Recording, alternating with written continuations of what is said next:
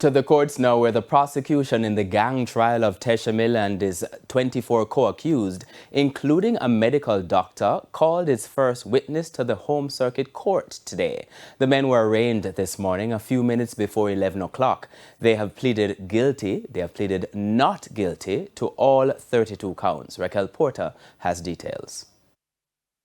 The witness, a detective assigned to the Counter-Terrorism and Organized Crime Shootout Division, took the stand shortly before 3 p.m., prompting shuffling in the dock where Miller and several of his co-accused were seated.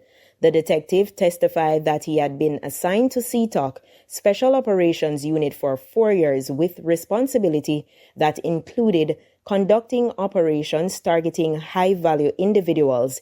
He was asked to recall Sunday, March 5, 2023. The witness said that at approximately 4:30 a.m., he reported to CTOC base for a briefing on an operation to be conducted in Spanish Town. During the briefing, he was shown a warrant in relation to Andre McFarlane, otherwise called Globe or Ripper. Following the briefing, the team traveled to a dwelling in Spanish Town, St. Catherine. The witness said he positioned himself at the back of the building while the breach team announced, "Police! We have a warrant and we are going to enter." Sometime later, he was informed that one man had been found. After the premises was cleared, the detective said he entered the building and spoke with family members.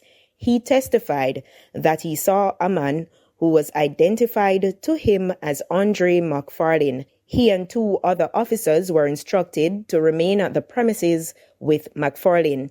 The witness said that while there, he heard a motor vehicle and observed 3 men exiting it. As he was about to alert his colleague, another vehicle arrived. 2 of the men entered the yard and one of them shouted, "Ripper." He testified that the men began running toward him and that one raised a firearm. The detective said he fired at the man, who fell to the ground. Another man ran past him but was pursued by a colleague, eventually escaping over a fence at the back of the building. Another officer retrieved a firearm from the man who had fallen.